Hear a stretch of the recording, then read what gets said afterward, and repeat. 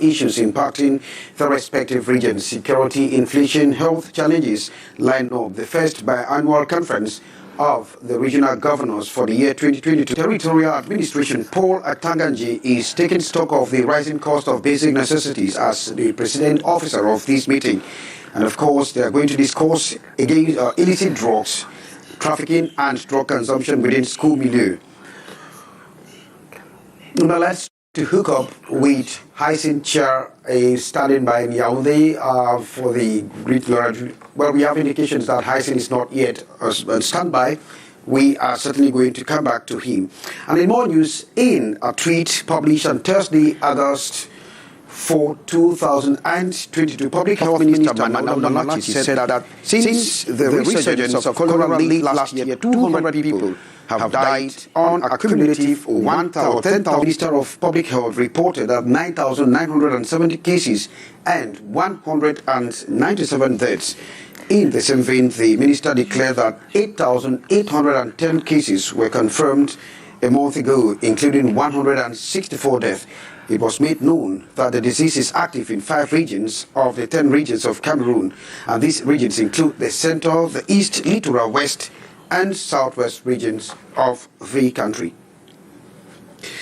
China has classified as provocative and disrespectful the recent visit of the Speaker of the U.S. House of Representatives, Nancy Pelosi, to Taiwan during a press conference last Friday in Yaoundé to clarify the situation or Chinese position on the question of Taiwan, and has actually grabbed international attention. Beatrice Ngamo is our Yaoundé Bureau Chief Correspondent. Chinese Ambassador Wang Yingwu's statement on the question of Taiwan was threefold. He started with the point of discord: the provocative visit of the Speaker of the U.S. House of Representatives, Nancy Pelosi, to Taiwan in disregard of China's solemn representation last August the 2nd to the 3rd, 2022. Cet agissement constitue une grave violation. This move constitutes a series of violations of the One China principle and the 3 China-U.S. joint communique, affecting the relationship between the two, infringing on China's sovereignty and territorial integrity, and in the peace and stability in Taiwan, with completely false signals to Taiwan independence forces. Envoyé aux forces sécessionnistes de Taïwan. A grave signal which will certainly have serious impact on China-U.S. relations, of which the United States needs to have responsibility, they say. In response to the U.S. provocation, China is obliged to take a series of countermeasures. Le ministère chinois des Affaires étrangères a convoqué. The Ministry of Foreign Affairs of the People's Republic of China has convoked the U.S. ambassador in Beijing for a solemn approach and a strong protest. From information I received just now, China has decided to sanction Nancy Pelosi and relatives. Nancy Pelosi et ses proches. This as the Chinese army is carrying a series of live prior joint air and naval military exercises in areas encircling Taiwan. The Taiwan Independent Forces will also face criminal persecution as exportation of natural sand has been suspended. So too, importation of certain agricultural products from Taiwan, among many. Public opinion should not be disobeyed. Celui qui joue avec le feu finira par se brûler.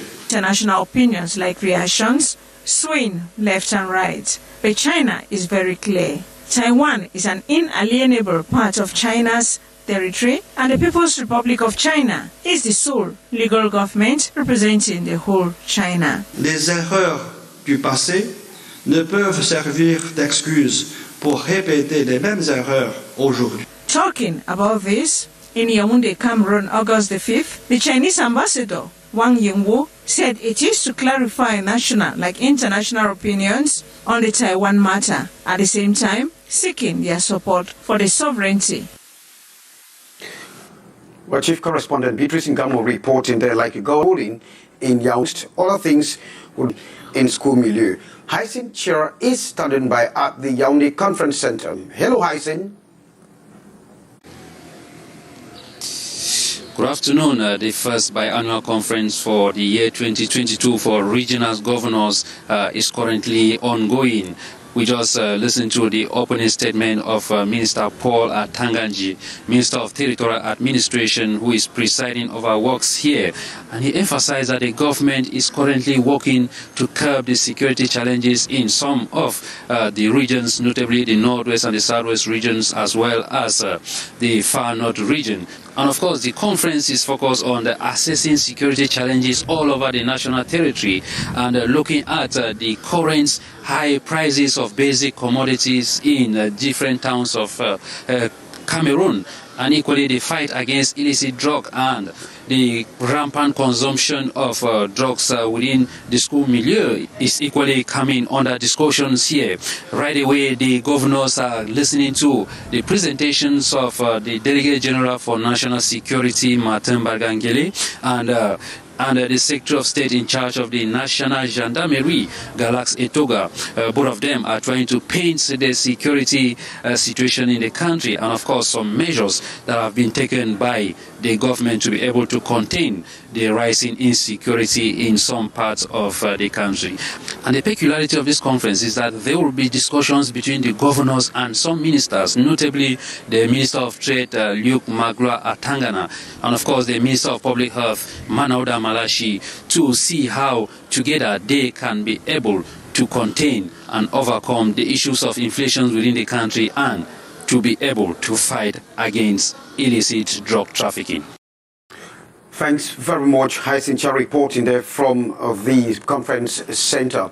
Cameroonians are today honoring the memories of one of the frontline nationalists, Rudolph Douala Mangabel. 106 years ago, he was killed by the German colonial masters. Monique Naousi-Fotso, that certainly will constitute the next part of our news in French. Yes, Henrique et Jean Attembe, 108 ans exactement que le King Bell, le roi Rudolph Douala Mangabel et son compagnon ont été exécutés. C'était le 8 août 1914. Ce lundi s'achève une semaine de célébration, d'activités en mémoire de ces martyrs camerounais. Aujourd'hui, on parle du Tété Combo et nous retrouvons Lille Piégeot et Thierry Nana sur le site d'exécution à Bonanjo. Le Tété Combo, Lille Piégeot, bon après-midi. Bon après-midi Monique, bon après-midi Eric et Jean, merci de nous retrouver ici à la marine marchande importante de l'histoire de notre pays. King Bell Rudolph Douala Mangabel et son fidèle compagnon Adolphe Gossodine pour parler de ces deux héros de l'histoire de notre pays. Nous retrouvons ici Ekwe Ebenezer, le président du comité d'organisation, pour l'objet même d'une telle cérémonie. Bonsoir et bienvenue sur Canal International. Oui, bonjour et merci infiniment pour Canal International. Nous vous remercions de votre présence dans ce lieu mythique et plein de symboles. Aujourd'hui, nous célébrons le 108e anniversaire de la pendaison du King Rudolph Douala Mangabel et de son fidèle compagnon Adolphe Gossodine. Mais par-delà tout ça, nous célébrons tous les héros du 8 août, parce que lui, il a été pendu. Martin Paul Samba, lui, a été fusillé. Alors c'est un grand événement aujourd'hui qui est relié à la fête de Dikolo. Vous savez très bien que Rudolph Douala Mangabel, le 7 août, les Allemands lui ont demandé d'aller dire au revoir à ces parents-là. Justement, on est sur le site de l'exécution et cette année, c'est spécial hommage au peuple de Dikolo. On connaît ce qui s'est passé avec l'expropriation des terres. Pourquoi cet accent sur Dikolo? Dikolo est un endroit mythique. Nous appelons Dikolo le sanctuaire. Tous les rites traditionnels se passent à Dikolo. Alors ce qui s'est passé est une profanation. C'est pour cela que nous avons le thème de cette année, c'est devoir de mémoire. Et le sous-thème, c'est hommage à Dikolo. Nous pleurons Dikolo, nous rendons hommage à Dikolo. Ça a tout son sens, toute sa signification cette année. D'accord, merci beaucoup Ebenezer. On va certainement suivre l'actualité de cette journée, y compris les différents discours, puisqu'il y a un programme de la journée. En quelques mots. Vous êtes les bienvenus. Le programme, il n'y a pas beaucoup de discours. Il y aura le discours du bienvenue du président du comité d'organisation que je suis et le discours du roi Bel. D'accord, merci beaucoup. Merci. Alors, Monique, Enrique Jean Atembe, vous comprenez que le décor est bien planté ici. C'est parti pour une longue journée, puisqu'il y aura un dépôt depuis la marine marchande, ici même au lieu de l'exécution de Rodolphe Douala Mangabel. Je suis Lille Piéjou, aux côtés de Thierry Nana pour Canal International. Merci les Piégeaux. À votre suite, nous retrouvons Daniel Anissé-Boudjé qui suit pour nous la première conférence semestrielle des gouverneurs des régions qui vient de s'ouvrir à l'hôtel de ville de Yaoundé. Une rencontre présidée par le ministre de l'administration territoriale Paul Atanganji. Cette rencontre met l'accent sur la situation socio-économique du Cameroun en ce moment. Bonjour Daniel. Bonjour, c'est 2 jours intenses d'activité qui attendent les gouverneurs de région ici à en général, mais un peu marqué cette année par le contexte économique actuel. C'est pourquoi pendant 2 jours, les gouverneurs de région vont également se pencher sur la situation socio-économique marquée par l'inflation sur les produits de première nécessité, et c'est ce qui explique la présence, l'intervention dans cette conférence des ministres de lutte contre le trafic illicite des médicaments, des faux médicaments. Actuellement, la cérémonie d'ouverture vient de s'achever ici à l'hôtel de ville de Yaoundé sous la présidence du ministre de l'administration territoriale Paul Atanganji, en présence du délégué général à la surrésolution de cette première conférence annuelle. Depuis l'hôtel de ville de Yaoundé, Daniel Anissé-Boudjé face à la caméra de Serge Alanzi. Les vacances se battent encore leur cours. C'est l'occasion pour les familles